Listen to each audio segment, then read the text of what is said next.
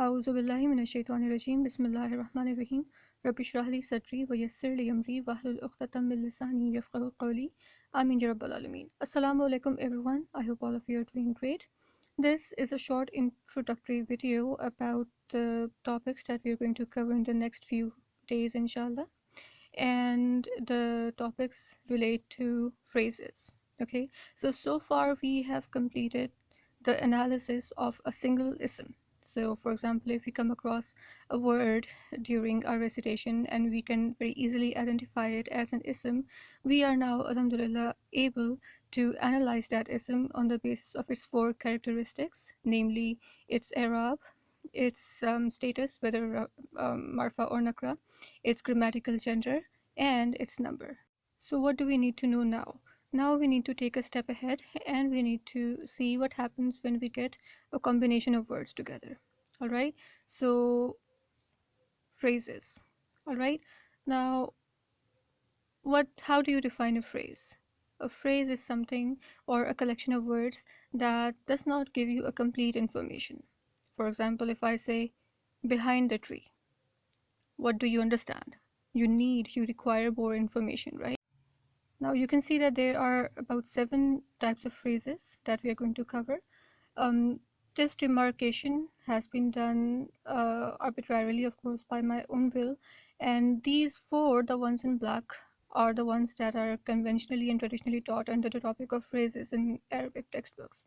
However, since the huruf nida, harf nasab, and their ism and masul sila are kind of similar to the phrases as well, because they require some other information to be completed.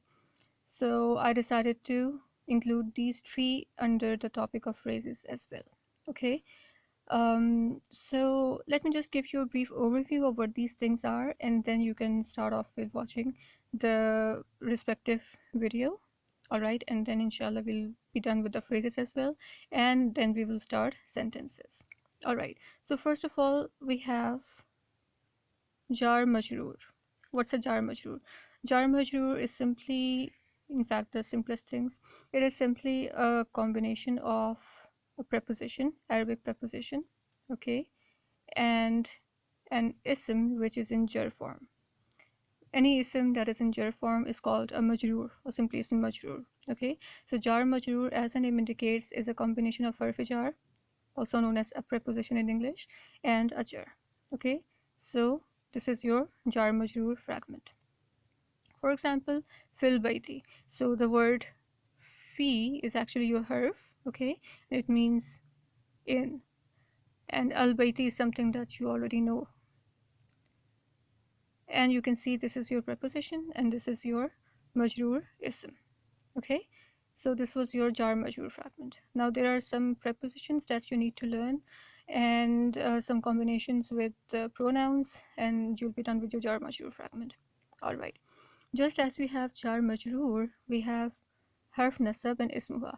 Now, harf nasab is just what I like to call it because it gives the concept of these words away. They are actually called inna wa ikhwatuha. Okay, so there are 6 haruf included in this group, and they're here in purple. Inna, annaka, anna, laita, lakinna, la Allah. What they do is that they cause their ism to be in nasab form. That's why I personally like to call them haruf nasab. But their official name is inna wa ikhwatuha. So inna and its sisters. Okay, but I personally like to call them haruf nasab because they give the concept away that they are going to convert their ism into nasab form. All right, so for example, innallaha, you're never going to find innallahu, or you're never going to find innallahi. Okay, that is a grammatical blunder because these words, these haruf, cause their ism to be in nasab form. Okay, so innallaha is what you're always going to find in the musaf. All right, so we're done with harf nasab and its ism. What's next? Next, we're going to study muzaf muzaf ilayh. Now, this is simply your possessive fragment. All right, so for example, if I say house of Allah, okay, let's write it down. House of Allah. Now, the word Allah here is the possessor, right? and the word house is the object that is being possessed. Okay, so for for the possessor we have a special term in Arabic, and it's called muzaf ilayh. All right, and the word that is possessed is called muzaf. All right, and this is a very easy thing. Okay, it's a very easy concept, and but I would like to explain more about this thing in its respective letter, in its respective lesson, inshallah. Okay, muzaf ilayh are your possessive fragments. For example, baitullahi. Okay, baitul baitullahi. All right, so this is what muzaf ilayh are your fragments, such as baitullahi or rabbul alamin. Okay, as we recite in Surah Al-Fatiha. So these are your muzaf fragments. What's next? After the muzaf we are going to study masuf sifa. All right, what are these? These are your adjectival clauses. So for example, a good boy, that is your masuf sifa. Adjectives, what are adjectives? They are words that describe or define any other ism. Okay, so a good boy, an interesting book. Here the word interesting is your adjective, also called as sifa in Arabic, and the thing that is being described is called a mawsuf.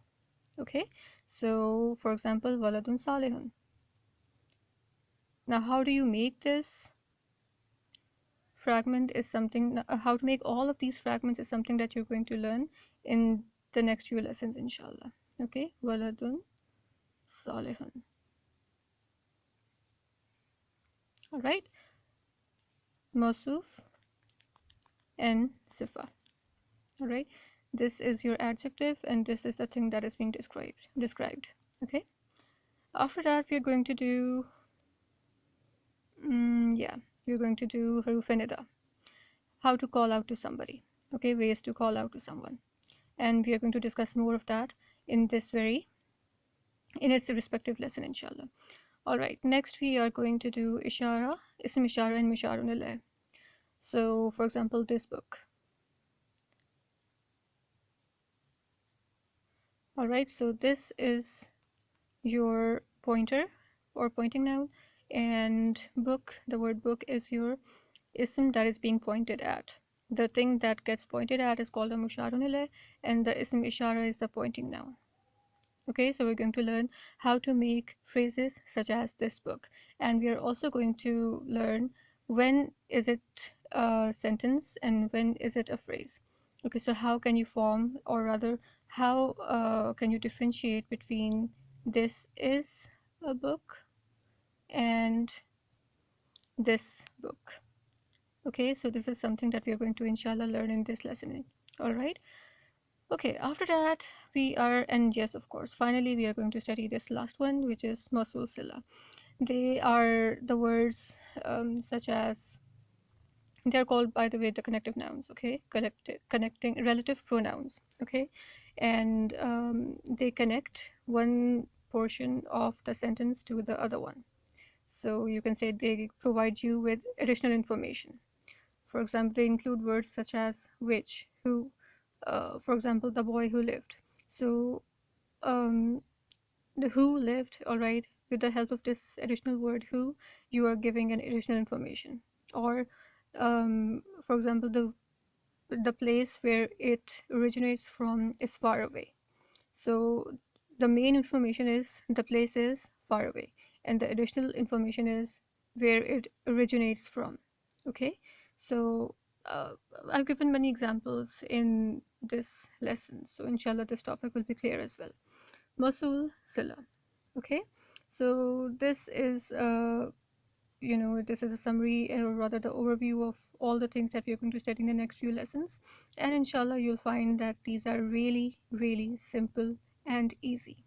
Okay, and well, with this we are going to end this introductory video. See you in the jar majroor lesson. Barakallahu li wa lakum bil Qur'an al Hakim. Allah Hafiz.